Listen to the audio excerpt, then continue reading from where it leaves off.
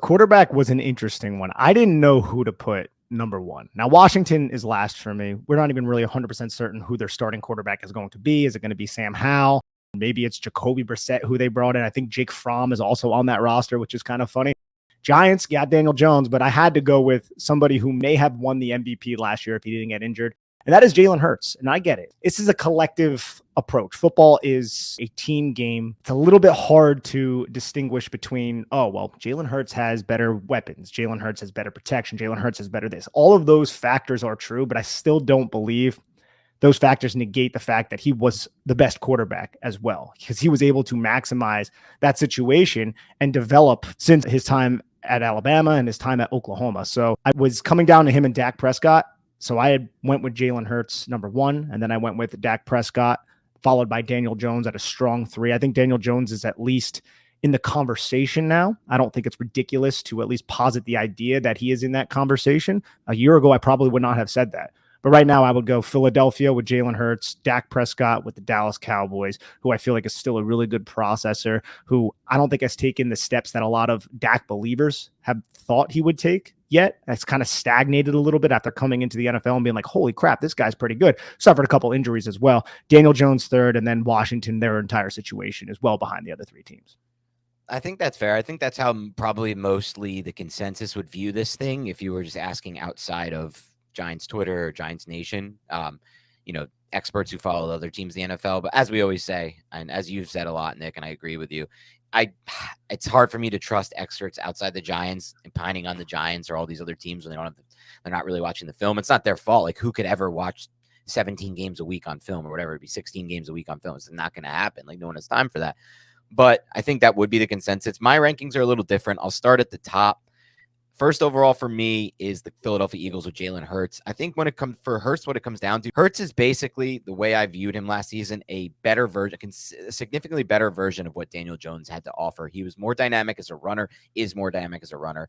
His processing took a much bigger jump than Jones, though Jones's jump took a nice processing took a nice jump too, for sure. Don't view that any other way. Don't hear that any other way. Don't construe that any other way. But what I saw from Hurts was a more consistent barrage, I should say, of anticipatory throws and big-time throws. That's what he did a lot last year. You look at the Super Bowl, so many big-time anticipatory throws in that game. You look at the games against the Giants, that 3rd and 11, he hit Quez Watkins on the out. I mean, that was a beautiful anticipatory throw. He stuck some tight window throws that were big-time throws. I think that was the biggest difference for me. He took such a big jump, and I didn't view Jalen Hurts that highly going into last season. You even think back to the game 2021 where the Giants beat the Eagles in MetLife. Like, they really got the better of Hurts that game. And I felt like they beat him from a processing standpoint. I felt like they baited him into that long interception that McKinney had where he tried to hit that vertical. I don't want to cut you off, but if Jalen Reagor catches some of those passes that were dropped, it could have been different.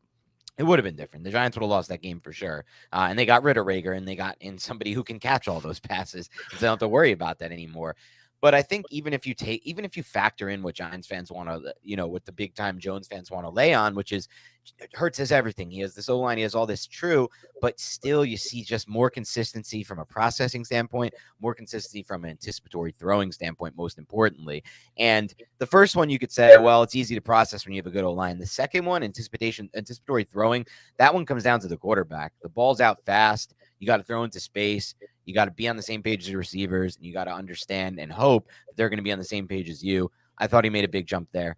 My second team I'm actually going with, Nick, and this one I battled back and forth on for a while. This is my toughest pick. I'm going to go with Daniel Jones and the Giants slightly over Dak Prescott. So I thought about this a little bit more, and I feel like what I just said about Jalen Hurts, where my opinion of him going into last season was lower, much significantly lower than it is going into this season. It's the opposite for me with Dak Prescott. This was not a good year for me with Dak Prescott. Dak Prescott, somebody I've defended a lot. I think he's a lot better than people thought at parts of his career. But at this stage of Dak Prescott's career, what he's come down to is this. So one stat I talked about on CBS Sports Fantasy Football today, shout out if you're looking at the t-shirt, is why I'm lower on Dak Prescott for fantasy is he scored, I believe, 16 touchdowns in his 4 seasons on the ground before his ankle injury. Since then, in 2 seasons, Nick, he has just 2 rushing touchdowns. That component of his game is so minimized after that injury. And the Cowboys do not want him running as much, and they're not going to put him in harm's way in the red zone. So that takes away those zone reads, and it just, makes the job a lot easier for the defenses in that confined space in the red zone, because they're not using him like that anymore. And they're not going to, right? They signed him to a huge contract. He's had the major ankle injury that I doubt they're going to go that pass. So now he's become a pure pocket passer, which should be fine, right? Because he is a really good processor. And that is where he stands out most in this division.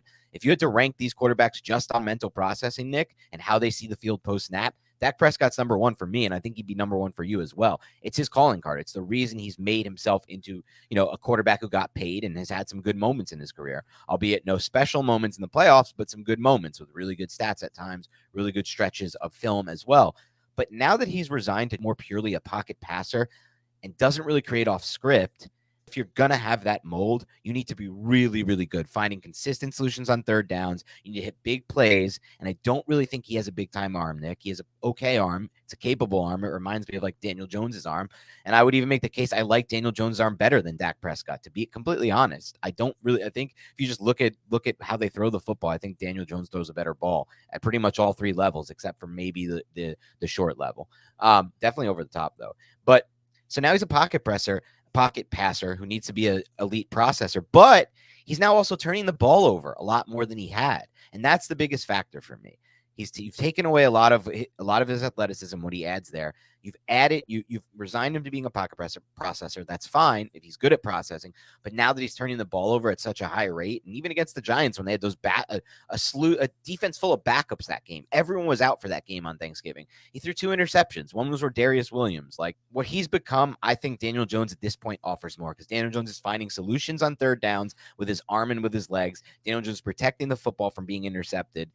And overall, while Daniel Jones may not see the field as well post-snap, and maybe he's not going through a full progression of reads, and maybe he's just kind of looking at half the field and taking what's there or running, it's still offering more to me right now than what Dak is offering, and mostly moving forward. It's a projection as well.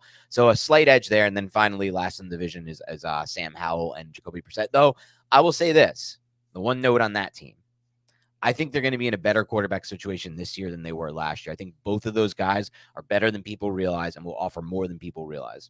And to your point, Dan, Daniel Jones had a higher adjusted completion percentage.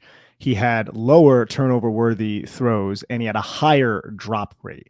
Now, for Dak Prescott, he had a much higher ADOT at 8.6 yards. Daniel Jones's was 6.5. That's pretty substantial. But when you look at a lot of those other advanced statistics, they're in Daniel Jones's favor. I maintain that Dak is still second, but like I said throughout my analysis, I think it's much closer than we originally anticipated. Specifically, after heading into last season, our opinions of Daniel Jones has drastically improved since the New York Giants got actual offensive coaches that should be coaching modern football.